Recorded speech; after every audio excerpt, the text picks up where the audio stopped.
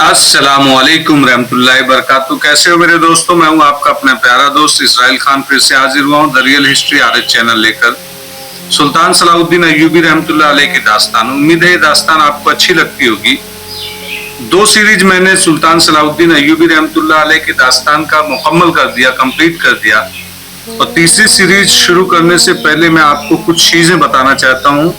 ये चैनल बनाने का मेरा मकसद ये नहीं है कि मैं पैसे कमाऊं या लाइक सब्सक्राइब को बढ़ाऊं, ऐसा कुछ नहीं है। मेरा एक ही मकसद है कि आने वाले दौर में हमारी तारीख, जो हिस्ट्री, हमारे इस्लामिक जो हीरो थे, उनको आज आप देख रहे हैं कि उनको खत्म किया जा रहा है, किताबें खत्म होते जा रही है।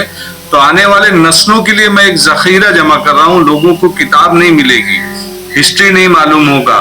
आज हम अपने कौम के बारे में खुल करके नहीं बोलते हैं, इसलिए मैं ये हिस्ट्री बता रहा हूँ, तारीख बता रहा हूँ।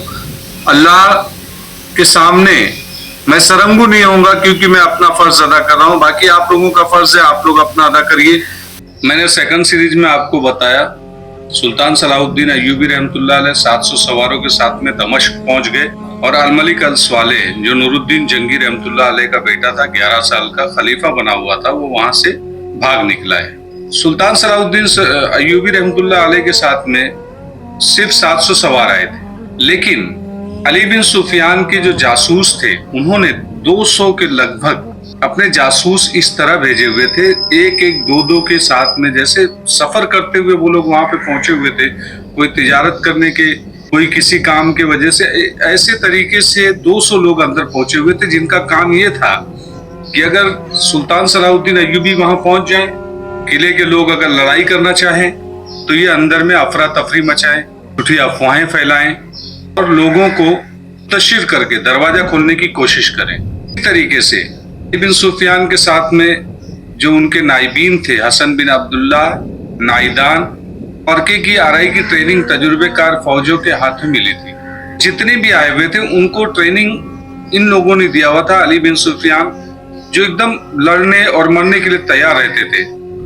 तौफीक जवाद भी अंदर थे, जो जेरे कमान सुल्तान अय्यूबी से मिल गई थी।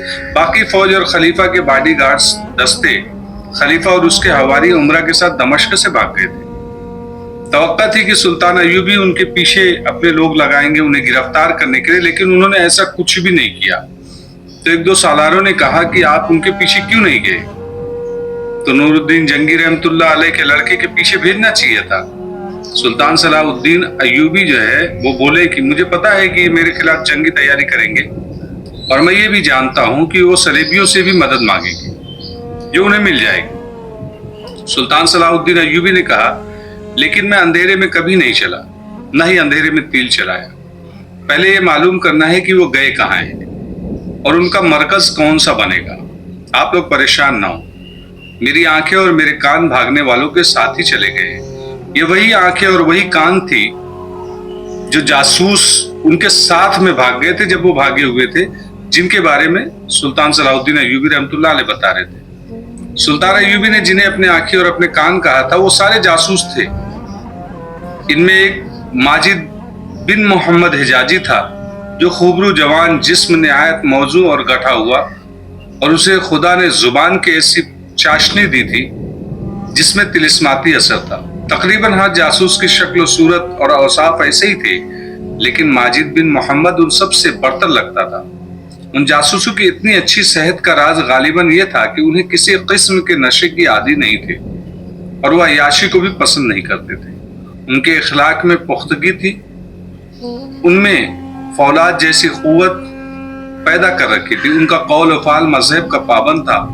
माजिद हिजाजी अपने साथियों की तरह इस फौलादी किरदार का नमूना था, और रूह की जो पाकिज़गी थी उसने उसके चेहरे को हसीन बना रखा था। वो दमश्क से भागा जा रहा था। उसके नीचे अरब के आला नस्ल का घोड़ा था। उसके पास तलवार थी और घोड़े की जीन के साथ चमकती हुई अन्नी वाली बर्छी थी।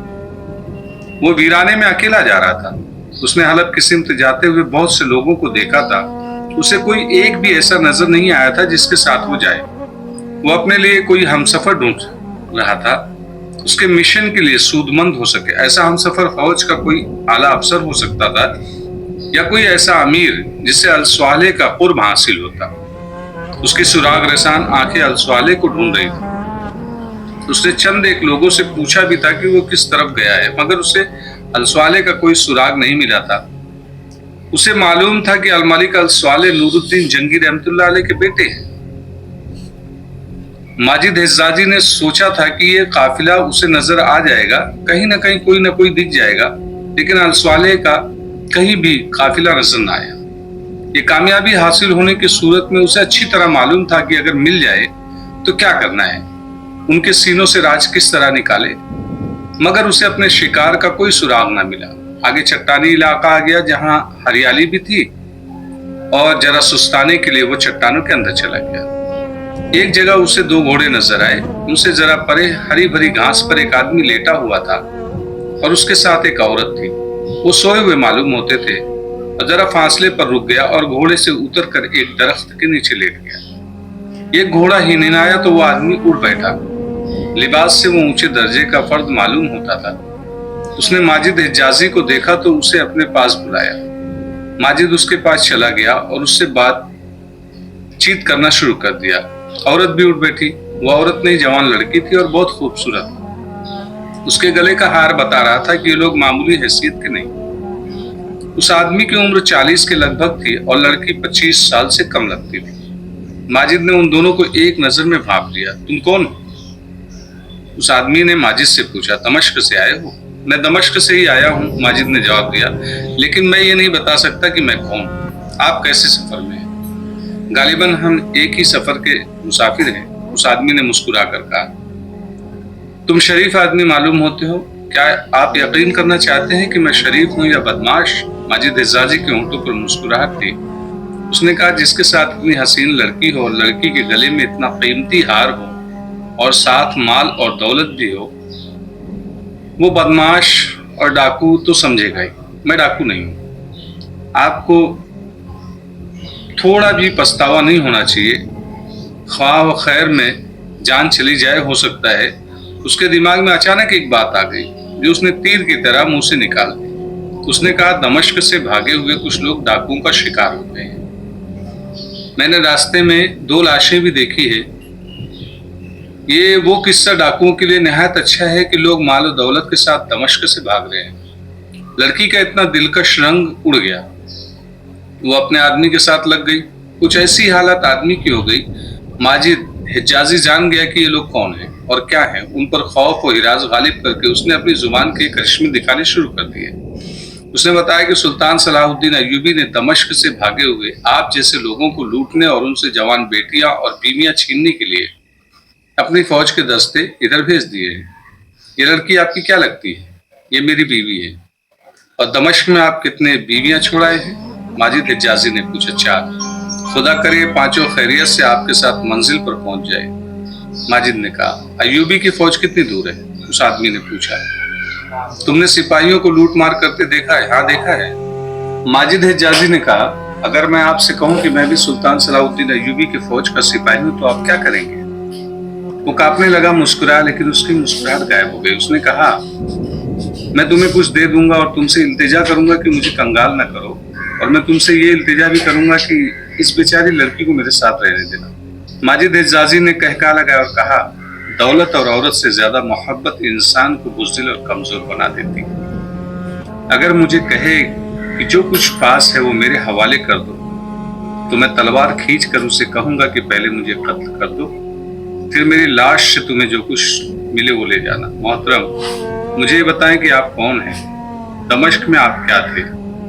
اور اب آپ کہاں جا رہے ہیں؟ اگر آپ نے سچ بتا دیا تو ہو سکتا ہے آپ کو مجھ سے زیادہ مخلص اور جانباز محافظ نہ ملے۔ معلوم ہوتا ہے ہماری منزل ایک ہی ہے۔ میں ایوبی کی فوج کا سپاہی ضرور ہوں لیکن بھگوڑا ہوں۔ اس آدمی نے اپنے متعلق سب کچھ بتا دیا۔ وہ دمشق کے مفاداتی علاقے کا جاگیردار تھا۔